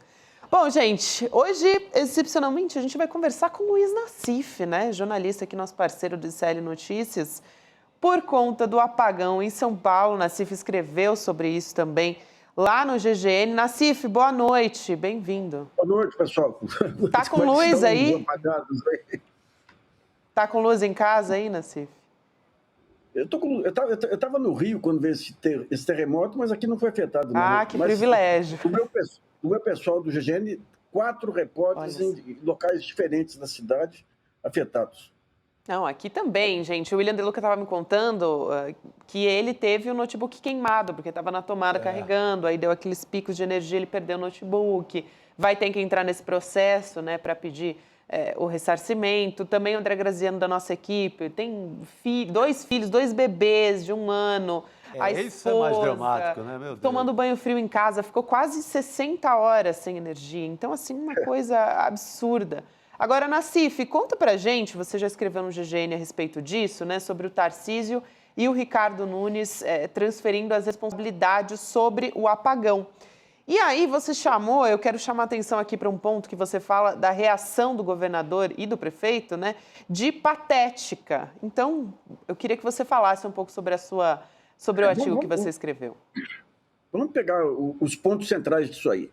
Esse modelo de privatização, que é o pessoal deles que defende. O outro, ele cobra a ANEEL, mas aqui em São Paulo, a representante da ANEEL é a TESP, que é ligada ao governo do estado de São Paulo e tem que fiscalizar o setor elétrico. E outro ponto é a poda de árvores aí.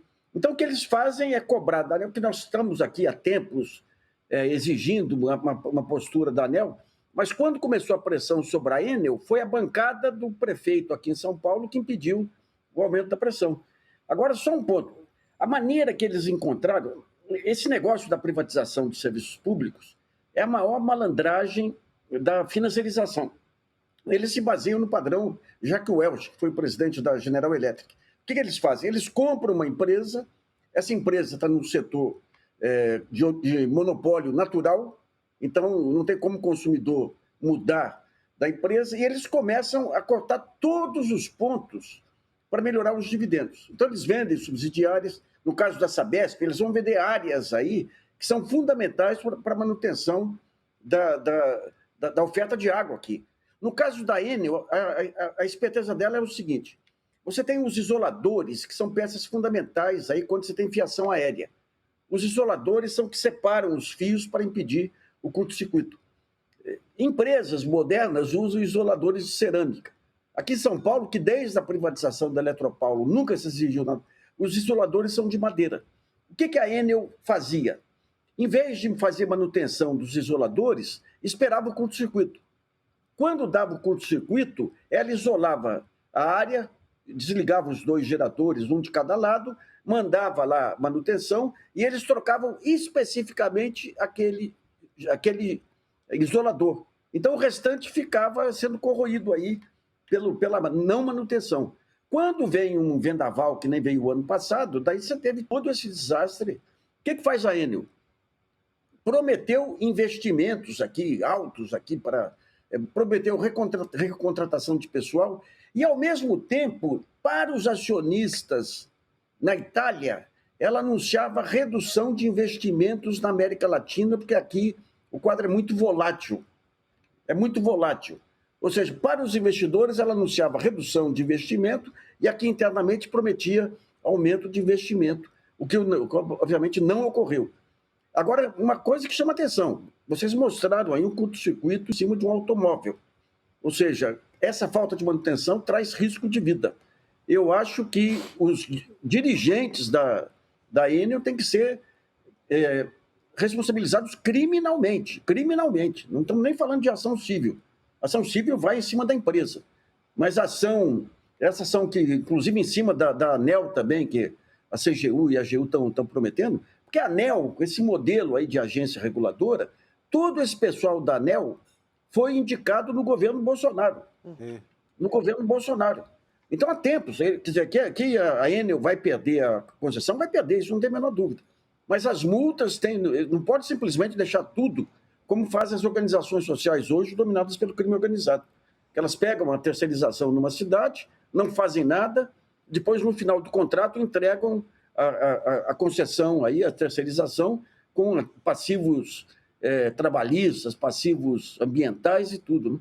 Então, o que a Enel fez, as promessas de investimento, agora o Tribunal de Contas do município fez um levantamento aí do que ela não fez, é coisa grave. Agora, eu acho que tem que culminar com a imputação de crimes, tentativa de crimes, efetivamente, à diretoria. Isso é coisa muito grave aí para se deixar passar em branco. As multas vão para a Enel, mas a questão da manutenção não pode acontecer que nem aconteceu com Brumadinho e tudo aí, que a direção não cuida de manutenção, não cuida para melhorar os dividendos e depois não acontece nada com os gestores. Os gestores têm que ser responsabilizados aí, efetivamente. Ô, Nassif, deixa eu te perguntar uma coisa. Você acompanha com atenção esses movimentos da economia e tudo mais. Como é que essas agências brasileiras se transformaram no que elas são hoje, esses sindicatões dos setores empresariais que elas representam? Por que foi possível deixar a coisa chegar a um ponto em que parece que há uma inviabilidade hoje, principalmente no campo da fiscalização? Você tem a chamada porta giratória, né, Fábio? Essa porta giratória, o sujeito vai para a agência reguladora, já se transforma em lobista do setor. E sabe que saindo de lá, dependendo do serviço entregue, aí ele é contratado depois por empresas do setor. Isso aí foi as duas coisas ruins que já vem do governo Fernando Henrique, foi o esvaziamento dos ministérios, os melhores quadros foram para as agências reguladoras e não montaram nenhum sistema de fiscalização sobre essas agências reguladoras que foram capturadas rapidamente pelo mercado. E o segundo crime aí foi essa questão do desmonte do setor elétrico. As empresas estatais públicas, seja a CESP aqui, Eletrobras, era a melhor parte do setor público brasileiro. Sim. Daí você vê, a Eletropaulo, que era um modelo de gestão, aqui a entrega é uma estatal italiana que veio para saquear. Mas essa questão das agências reguladoras tem que ser revista. E só agora que o Ministério Público Estadual entra na parada também, que é outra área também que tem que ser fiscalizada aí. Você tem aqui o promotor, em todos os municípios, esse avanço do crime organizado em organizações sociais, terceirização, que, aliás, hoje é defendido pelo Armínio Fraga no artigo da Folha. Lá. Toda essa panaceia aí só serve para o avanço de jogadas sem os controles que o setor público teria normalmente. O setor público é muito lento. É lento porque tem formas de controle também.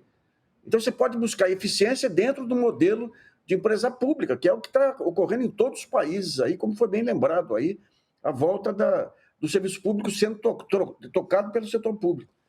O que a Enel fez foi criminoso. Criminoso aí, prometeu, e é reincidente. Então, não tem explicação. No primeiro movimento, o ano passado, o presidente da Enel pediu demissão, porque percebeu que o jogo era pesado. O pessoal que assumiu incorreu em todas as impropriedades possíveis aí. Então, tem que atuar em cima da ANEEL, tem que atuar em cima da Artesp aqui em São Paulo, tem que atuar em cima da prefeitura. Agora é a hora da verdade, efetivamente. Não dá para...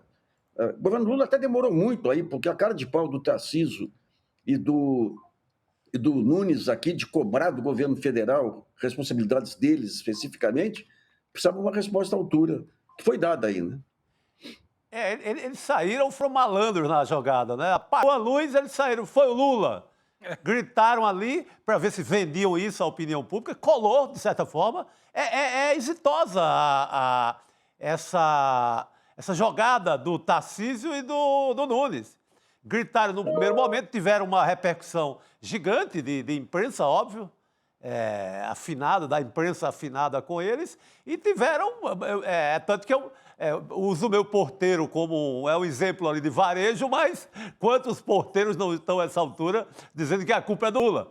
Nessa jornada aí do antipetismo, que é muito forte ainda em São Paulo, né? Sim, eu queria complementar uma coisa só, Nassif, porque você estava falando sobre esse modelo, né, das agências e tal.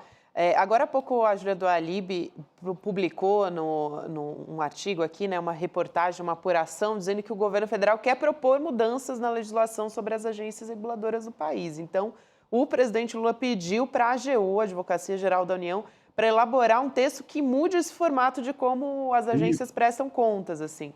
Então, a gente pode ter uma proposta de mudança em breve, aí teria que passar pelo Congresso Nacional, né? Essa que é a dificuldade, né? Aí que vai... Agora, só uma coisa, a melhor síntese disso aí foi feita pela Laerte, o cartunista, né? O cartunista. Que ele mostra, num lado aqui, o Tarcísio de Freitas dando aquela martelada que ele dá na privatização, e do outro lado, aquela tragédia que... Agora, essa Sabesp vai ser igual. Agora, a grande malícia disso é que as decisões que são tomadas hoje, os reflexos vão aparecer daqui 8 anos, 9 anos aí, quando o prefeito, o governador já faturaram em cima dessa jogada de que tudo que é privado é bom. Tem espaço para o setor privado funciona e tem espaço que tem que ser do setor público, né? Mas os negócios falam mais alto aí, né? E aí, por exemplo, quando o problema já não disser respeito mais a uma localidade como São Paulo, que é uma cidade, mas é um ponto na geografia do país, nós vamos padecer muito quando começar os problemas da geração e distribuição por causa da venda da Eletrobras, né, Nassif? Sim. É outro ponto. A Eletrobras está fazendo a mesma coisa, quer se apossar do fundo de pensão dos funcionários e vai vender, como foi feita no período da Petrobras, aí, sob Paulo Guedes, que distribuía mais que 100% dos lucros. Vendeu BR distribuidora, vendeu refinarias por preços abaixo aí dos preços de mercado, né? E daí quando você pega aí os organismos... Cadê as lava-jatos aí? Cadê? Quando você pega agora... Os Estados Unidos vindo falar aí da compra do Gripen, que é uma responsabilidade exclusiva da aeronáutica, tentando usar geopoliticamente contra o governo Lula. Daí, quando você vê as refinarias que foram vendidas por sobrepreço, abaixo do preço, subpreço, aí, cadê? Cadê as medidas? Engraçado. Tem uma situação que eu acho até tão ridículo. Você passa nas rodovias ou nas cidades e encontra postos Petrobras até hoje. Não existe mais essa bandeira, né? E o governo permite, a Petrobras permite que esses postos continuem se apresentando como se fossem parte ainda da Petrobras, né, Nassif? E com a cumplicidade do Supremo Tribunal Federal. Porque a Constituição dizia que estatais tinham que... A privatização tinha que passar pelo Congresso e o Supremo constatou que subsidiária de estatal não é estatal. Sendo que o modelo de empresa de petróleo é você controlar todas as partes, distribuição, refino e prospecção, porque o risco da prospecção é muito alto. Cada variação de preço de petróleo, cada queda de preço de petróleo traz prejuízos para a prospecção. Então, você tem que compensar unindo todas as pontas. E o Supremo permitiu, dentro daquele liberalismo maluco do Luiz Roberto Barroso e seus colegas lá, permitiu que houvesse venda aí, sem licitação, sem nada. Sem licitação, sem nada. Olha, essa reconstrução do país vai custar caro ainda, viu? Porque está tudo solto. Peças soltas aí e negócios para todo lado. Ô, Nassif, o Tribunal de Contas aqui do município de São Paulo acionou a Agência Nacional de Energia Elétrica exigindo um plano emergencial da Enel, uma apuração da CNN Brasil. E aí, nesse pedido, o TCM apresenta uma nota técnica e coloca uma série de falhas ali, prestação de serviços, menciona déficit de investimentos entre 2018 e 2022, também aquela redução no quadro de funcionários que a gente falou aqui em 51% nos últimos 5 anos, então uma diminuição de 4 mil postos de trabalho e também essa redução até pode explicar, essa redução da equipe, uma cena que foi flagrada pelos drones da prefeitura, que está circulando muito. Olha só, a gente está vendo aí as imagens do Metrópolis, o pátio da distribuidora com carros e caminhões parados, assim, meio à crise que está se arrastando desde sexta-feira. Até houve, por exemplo, de manhã, eu estava assistindo o SP1, foi feita uma entrevista justamente questionando a direção da Enel, do tipo, como é que a gente tem esses caminhões parados ali se a gente está cheio de pontos de São Paulo sem energia? E eles deram uma desculpa de que deixam os carros ali para fazer a troca de forma mais rápida. Então, chega um caminhão, sai outro. Mas eu acho que é inacreditável, né? Lá o cliente ligando, desesperado, a geladeira apodrecida, né? E esse carro não aí... tem motorista. Não explica. Não tem motorista. Esqueceram de contratar motorista. Essas equipes de socorro aí foram reduzidas em 50 e tantos % aí, ficaram os caminhões. E eles prometeram, quando compraram a Enel, prometeram que haveria renovação de frota, renovação dos equipamentos, é tudo conversa mole. Uma malandragem do governo italiano em cima da cumplicidade do então governo brasileiro. É isso aí, um país que não sabe se defender, viu? É mais um paradoxo, né? Porque privatizaram a Eletropaulo para uma empresa estatal italiana explorar. Exatamente, Fábio. Você vai para os aeroportos, a mesma coisa. Mesma coisa. Vamos vender, aí vende uma estatal lá de fora. Vende não, entrega, né? A Telefônica comprou a Telesp aqui, a Telefônica era uma estatal espanhola. Sim. Quando comprou a Telesp, a gente conversava com os técnicos da Telesp, eles falaram, nós temos mais conhecimento que eles. Uhum. A Telebrás tinha sistemas aí já digitalizados, tecnologia nossa, tudo foi por água abaixo. Olha, eu vou te falar, viu, a vira-latice brasileira é terrível, terrível, terrível. É mesmo. E o Tribunal de Contas do município tem um corpo técnico excelente. Quando não tem injunção política, que nem fizeram com a venda aqui, a licitação armada aqui da Zona Azul para beneficiar o BTG, quando não tem gerência política e eles dão atenção ao corpo técnico, saem trabalhos ótimos que nem o que eles fizeram agora. É isso, e está acionando a ANEEL agora para exigir, né, o cumprimento dessas questões todas. Nassif, obrigada por hoje, bom te ver aqui em plena segunda-feira. Valeu. Isso aí, pessoal, abração para vocês aí. Tchau, até mais. Boa noite, Nassif. Bom, gente, importante, a gente estava falando sobre a queda das árvores, né, e como tudo isso contribuiu fortemente para o apagão, atingindo os fios ali durante a queda. Esse é um serviço básico da prefeitura, a gente já falou sobre isso, assim, incansavelmente. E é isso que o ministro Alexandre Silveira disse que o Ricardo Nunes não fez. Ele apontou ali, falou com todas as letras. O próprio serviço 156 da prefeitura aponta uma enorme quantidade de pedidos de poda de árvore. Então, olha só, que não foram atendidos, tá? Então, pedidos feitos que não foram atendidos. A gente tem um mapa de São Paulo mostrando esse abandono. A gente está vendo em verde os pedidos atendidos e em vermelho os não atendidos. Então, para quem está nos acompanhando só por áudio agora, na Zona Leste dá para ver uma concentração de pedidos não atendidos muito forte. Um pouco da Zona Oeste também, a Zona Norte. Então, só para detalhar, são 13.922 pedidos não atendidos, e, portanto, são essas regiões em vermelho, e 32.473 atendidos. 32.000, né? 473. Esse mapa está faltando um pedacinho lá da Zona Sul. Eu imagino que esse pedacinho está todo em vermelho, porque quanto mais periférico é o registro, mais ele fica ali, vermelho. Né? Enfim, exatamente. Grande zona ali. E dá para perceber com clareza que essa atuação é uma atuação seletiva do ponto de vista social, tá? Olha o centro de São Paulo todo verdinho. Aí você tem uma faixa vermelha ali, olha, na marginal, à esquerda, mais à esquerda ali daquela estrela central. Ali você tem a região que caminha para Osasco, região da Marginal, essa coisa toda. Mas, olha, as áreas de periferia são as áreas menos atendidas. Vocês podem observar isso. Quer dizer, justamente aquele que precisa mais desse serviço, está mais vulnerável, está mais distante, é menos atendido, né? Seguindo a velha e boa lógica. Totalmente. A Mancha fala isso aí. É impressionante, né, a imagem, porque aí fica bem didático, né, o que não foi atendido. Agora, a gente tem mais vídeos aqui, porque essa questão da poda de árvores é um problema para outras cidades também da região metropolitana, não só na cidade de São Paulo. O Marcelo Calderari, lá de Cotia, mandou para a gente um vídeo mostrando como é que foi o caos por lá.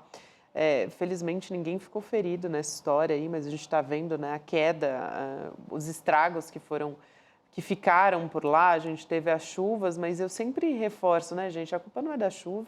A chuva a gente já tem visto desde sempre em São Paulo que falta um preparo da prefeitura para lidar com toda a situação, né, e para remediar essa situação também. Então a gente está vendo aí uma árvore cair em cima de uma quadra, né, aparentemente, até se der para ampliar essa imagem, acho importante para a gente poder enxergar melhor, mas cai em cima de uma parte residencial ou comercial, enfim.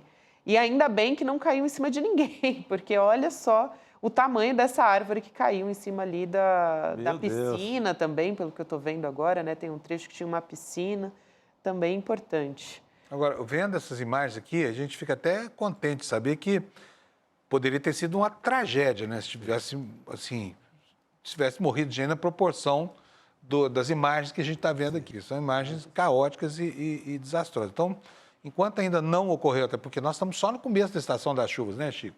Gabi? Vai vir temporal aí à vontade aqui em São Paulo e isso vai se repetir no país.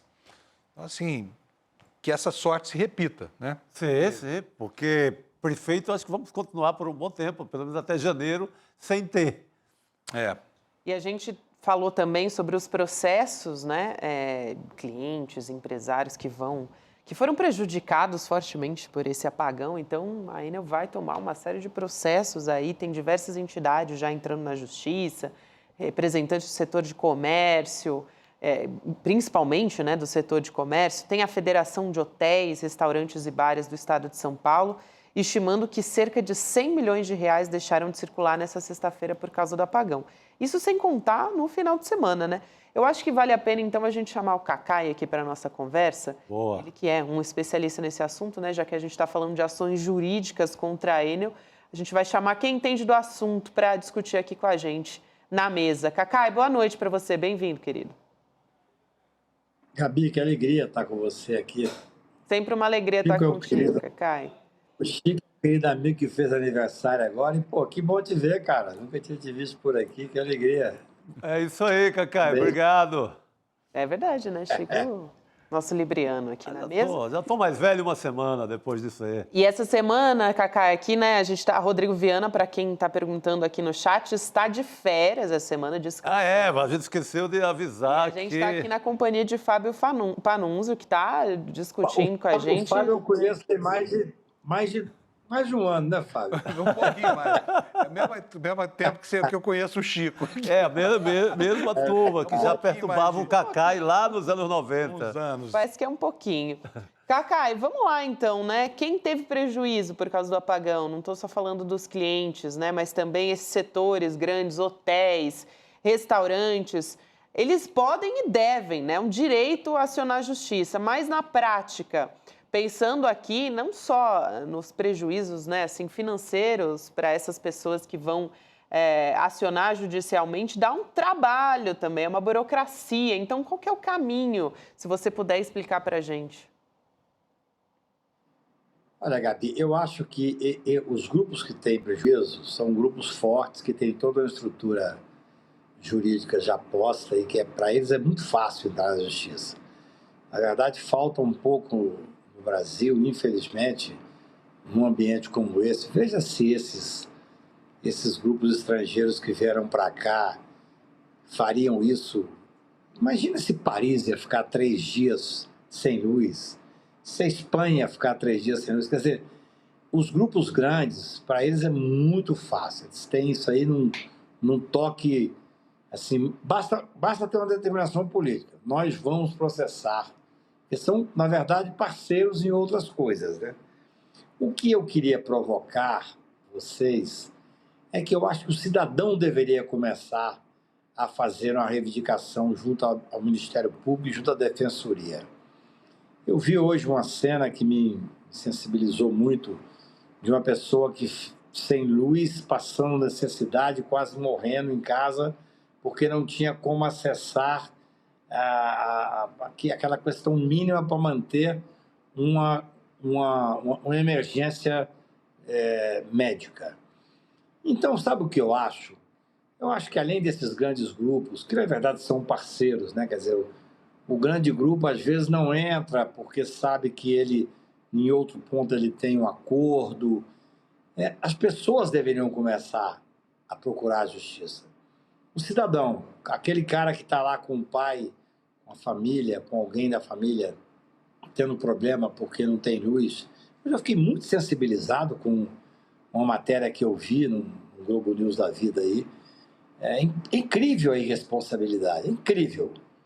Então eu penso que, na verdade, essa coisa que você levanta, Gabi, com todas as, assim, todo o respeito, isso é o óbvio, quer dizer, as empresas grandes, elas se encontram, elas sabem como buscar os seus direitos, só buscam quando interessam a eles, que às vezes tem lá um acordo qualquer que não permite buscar, entendeu, Chico? Que não permite brigar. Então, assim, eu acho que o cidadão deveria começar a fazer isso. O Brasil tem que se dar o respeito. É algo inacreditável. Eu estou aqui em São Paulo, eu fico normalmente num determinado hotel aqui. Não fiquei nesse hotel hoje, eu vim cá fazer uma palestra, cheguei de Paris de manhã, não tinha lugar no hotel. Sabe por quê, Fábio? Porque as pessoas estão hospedadas num hotel 5 estrelas. Porque as pessoas que têm dinheiro saem de casa porque não tem luz em casa. Então, são muitas realidades que nós estamos vivendo, gente. O que eu queria fazer uma discussão, gostaria muito que vocês, com a capilaridade e prestígio que tem, é assim, por que o cidadão que está sofrendo não busca? Porque aí você vai infernizar a vida dessas empresas. Ô, Cacai. Eu acho. Cacai, deixa eu te perguntar uma coisa. Só um detalhe importante, você que nós acompanhamos juntos algumas coisas. Há muito pouco tempo atrás, eu moro em Brasília, na 26 do Lago Sul, que é o lugar mais chique de Brasília. A minha casa cai luz todo dia. Uma vez por dia, no mínimo. É algo inacreditável.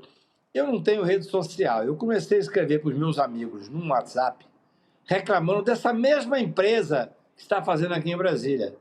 Recebi telefonema de diretores, de presidente, me propondo assim, a gente consegue um gerador. Opa, eu estou falando de mim, né? Eu posso comprar um gerador? Eu estou falando do mal que vocês estão fazendo para a sociedade como um todo. Ora, bolas, vê se podem me dar um gerador. Quem esse povo acha que é? Entendeu? Assim, então, eu acho que as grandes empresas vão fazer pequenos negócios porque eles têm um acordo entre eles. Se todo cidadão, se nós fizéssemos um trabalho assim, você está sofrendo isso, o seu negócio pequeno sofreu, a sua família perdeu a capacidade de fazer tal ou tal negócio, ou mesmo na questão da saúde, vamos processar esse pessoal, vamos entrar na justiça contra eles. Entendeu? Você capilariza. Bem, isso é o que eu acho. Eu estou cansado de ver. Não vai mudar nada. Desse jeito que está aí, não vai mudar nada. Eu estou aqui, estou impressionado de ver isso. As pessoas que têm dinheiro passaram para hotéis 5 estrelas e o que vai mudar se nós não fizermos alguma coisa? Desculpa, Fábio. Não, eu só queria, aproveitando, assim, toda seu cabedal jurídico, porque é o seguinte, eu já usei isso e eu acho que as pessoas podiam entender esse caminho, que é o caminho do juizado especial, sabe? Claro. Que não exige nada, não exige um advogado, não tem custa judicial, não tem nada. Até a produção da prova, a prova oral tem muito valor, a prova do consumidor. E agora, mais uma pergunta para você que é criminalista. Quando o prefeito deixa de atender pedidos, milhares de pedidos, quantos foram? 35 mil pedidos, é isso, Gabi, naquela imagem? De poda de árvore não realizada? Ele não está assumindo o risco de matar? Isso não é dolo presumido? Não cabe uma ação criminal contra a autoridade que, nesse caso, opta por não fazer o que é o dever, a obrigação dela? Eu tenho muito cuidado quando se trata da questão criminal, até por uma formação garantista que tenho. Mas eu não tenho nenhuma dúvida que nós deveríamos, pelo menos, discutir a hipótese de ter representações criminais contra todas essas omissões. Porque, veja bem, uma omissão que se dá no início de uma crise, ela é uma omissão que muitas vezes pode ser compreendida, Chico. Mas uma omissão que está durando 3 dias. Eu vi essa cena hoje. O cidadão preso em casa a máquinas que estão sendo desligadas por falta de energia e que não há resposta em relação a isso. É óbvio, Fábio, que isso tem que ser criminalizado. É óbvio. É difícil para mim dizer isso. Eu sou um cara, você me conhece há tantos anos, já discutimos essas questões, eu tenho muita dúvida de criminalizar tudo. Mas tem um momento que a sociedade tem que buscar no Poder Judiciário. Eu estou escrevendo um artigo hoje sobre a necessidade de criminalizar a postura do Marçal nas eleições, mesmo ele já tendo acabado as eleições, porque senão ele pegou um cabedal político tal. Olha só que coisa absurda. Ele pegou um cabedal político tal que vai favorecer nas próximas eleições. Valeu a pena para ele. Sim. Ou seja, a sociedade tem que ter... Vamos conversar sobre isso depois, Chico, Gabi. Boa ideia. Eu acho que são questões... Eu vou te mandar esse artigo que eu estou escrevendo. Nós temos que começar a levar o país mais a sério. Eu não acredito, Fábio, que seja possível, com essa capilaridade desse crime que está acontecendo diariamente. Veja bem, eu estou aqui no Hotel 5 Estrelas, que eu não consegui passar para um, passei para outro. Mas as pessoas estão em casa passando necessidades mais diversas. E assim, muitas vezes a falta de luz, não é só a falta de luz para você acender uma vela e ficar no aconchego, não. É a falta de luz da comida que acabou, da doença que você não conseguiu tratar. É criminoso. Eu gostaria que nós estivéssemos hoje aqui, são 3 dias, pelo que eu estou conversando aqui hoje em São Paulo, 3 dias de absoluto descaso com essa questão. E é óbvio que isso estava sendo dito, estava sendo discutido. Eu vi a Gabi falar em 51%, eu tinha lido 46% dos funcionários foram demitidos para poder fazer distribuição maiores com os investidores estrangeiros. Exato. Agora, eu pergunto, cadê o nosso governo? Cadê o governo que é um governo de esquerda? Onde é que é o governo popular que não faz intervenção nisso? Por que também não faz absolutamente nada? Porque, veja bem, se vocês acham... Eu andei hoje aqui para São Paulo, trabalhando, mas conversando. Chico, não vai mudar nada nas eleições. Ninguém está nem aí. O paulistano é um povo naturalmente de direita e vai eleger esse prefeito que está fugindo da responsabilidade. Nós não podemos pensar em política nessa hora. Nós temos que pensar em dar responsabilidade civil e criminal às pessoas que são realmente as omissas dessa questão gravíssima que nós estamos vivendo. É lamentável. É lamentável. Nós estamos na maior cidade do Brasil, que tem 9,3 milhões de eleitores. É a maior assim, cidade eleitoral do Brasil e nada está sensibilizando o governo. Nada está sensibilizando. Ou nós, vocês especialmente, que têm capilaridade e credibilidade. O ICL tem hoje uma credibilidade enorme no Brasil. Tem que chamar as pessoas para procurar individualmente. Você falou muito bem, Fábio. Procura na sua individualidade. Vamos, pelo menos, levá-los aos tribunais, às discussões, que não é possível viver assim. Não é possível. Eu digo assim, eu moro em Brasília, no lugar mais, falando uma expressão cafona, mais chique de Brasília. Cai todo dia a luz cai lá, é o mesmo grupo que está aqui sustentando aqui, Chico. É inacreditável. Então, assim, nós estamos vivendo o caos, o caos mesmo, assim. O caos é, talvez, nesse momento, espero, seja, se não libertador, pelo menos criativo, para a gente poder enfrentar as autoridades constituídas. Eu me identifico muito aqui, acho que toda a nossa audiência, com essa indignação no Cacai, porque realmente é inadmissível. E você falou, né, Cacai, é a mesma empresa, tal. A Enel, né, até o nosso colega Guga Noblar compartilhou essa propaganda da Enel lá na Itália, como se os serviços prestados fossem uma maravilha. Então, a gente tem aqui um comercial da empresa ressaltando a própria história, dizendo que distribui energia em 28 países, né? E olha só as condições que a gente está aqui em São Paulo. Bom, vamos assistir um trechinho dessa propaganda, vamos ver. La rete Enel collega l'Italia da nord a sud. La storia siamo noi, nessuno si sente offeso. Siamo noi, questo prato di aghi sotto il cielo. La storia siamo noi, attenzione, nessuno si sente escluso. La storia siamo noi. Siamo noi, queste onde nel mare. Questo rumore che rompe il silenzio. Questo silenzio così duro da raccontare. Però la storia non si ferma davvero davanti a un portone. La storia entra dentro le stanze e le brucia. La storia dà torto, dà ragione. La storia siamo noi.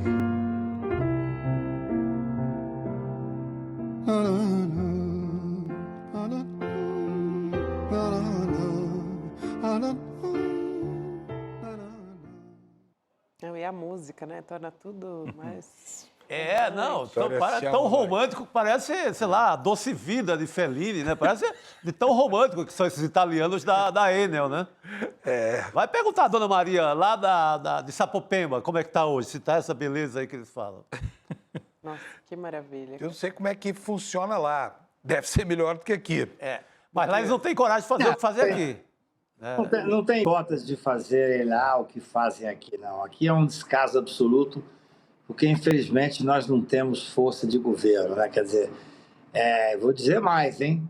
Preparem vocês, paulistas, porque a Sabesp vai ser privatizada.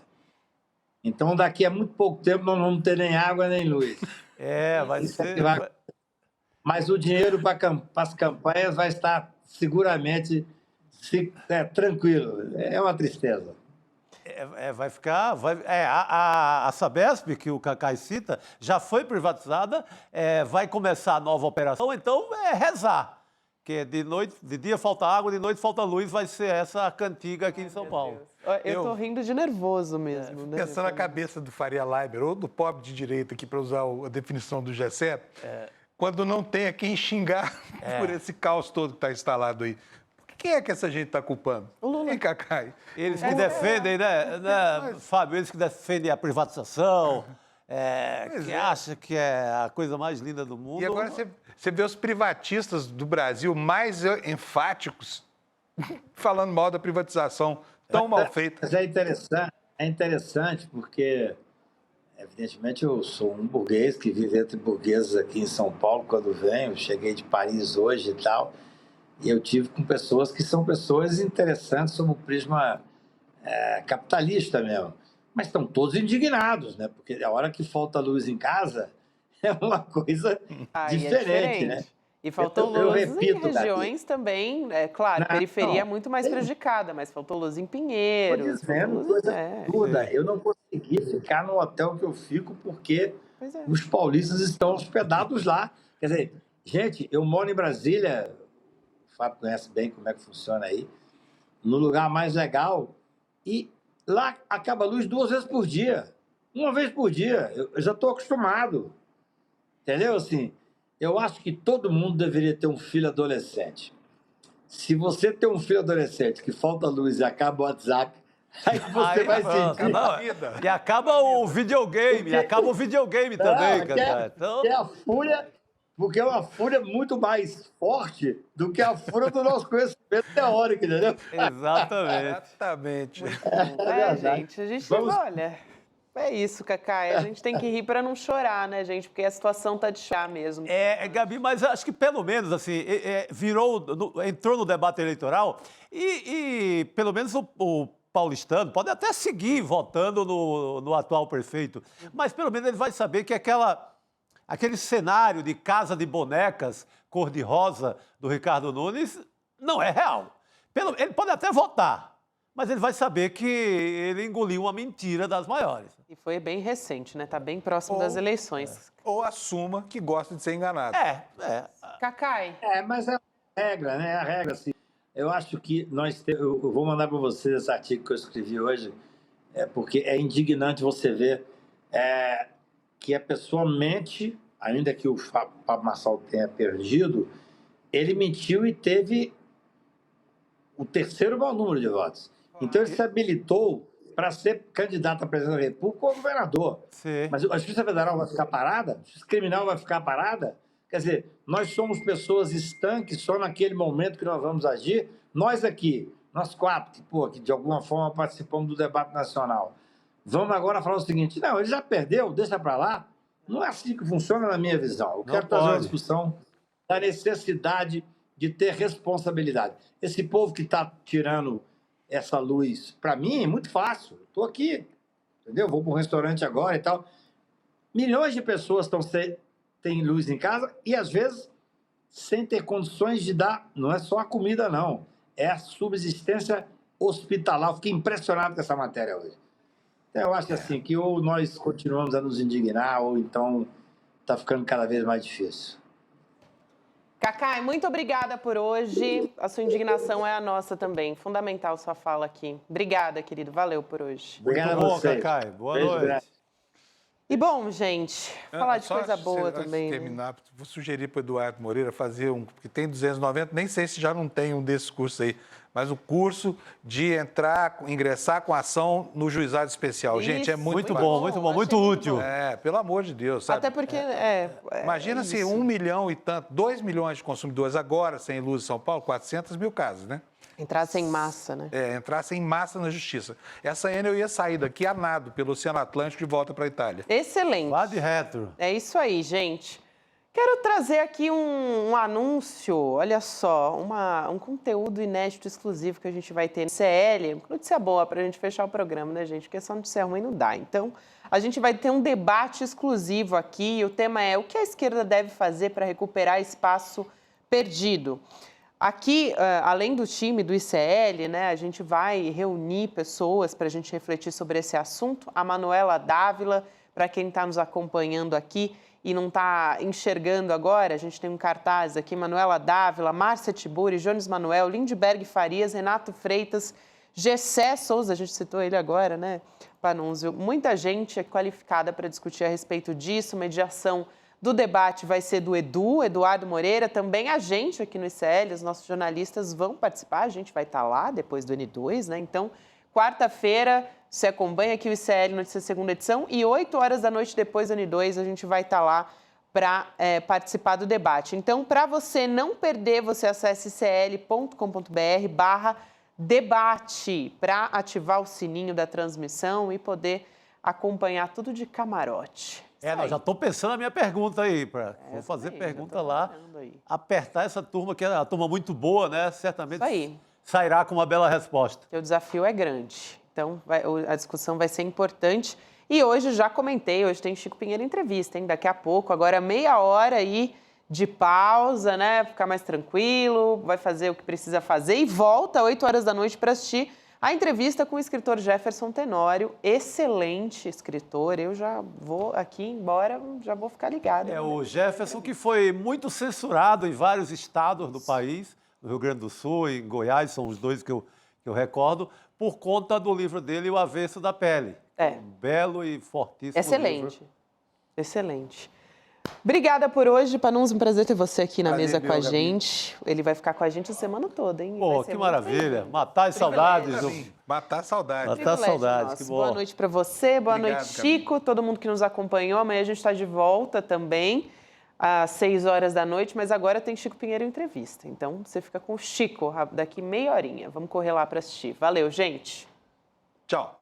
Tem algumas aulas que acabam virando referência, viram marcos em determinado assunto. E a gente deu uma aula que as pessoas classificaram como um divisor de águas nesse assunto, educação financeira. Um passo a passo, simples e prático, que mostrou para todo mundo o que fazer para caminhar para esse equilíbrio da vida financeira. As pessoas ficaram encantadas e muita gente pediu para poder assistir de novo, para fazer anotações e para poder convidar outras pessoas para assistir também. Se você não assistiu essa aula ou quer assistir de novo, uma notícia maravilhosa. A gente liberou o replay, mas liberou por pouquíssimo tempo. E no final da aula, todos os presentes que a gente preparou para quem assistir vão estar lá. Para você também que vai assistir o replay, tá bom? Corre lá, antes que saia do ar.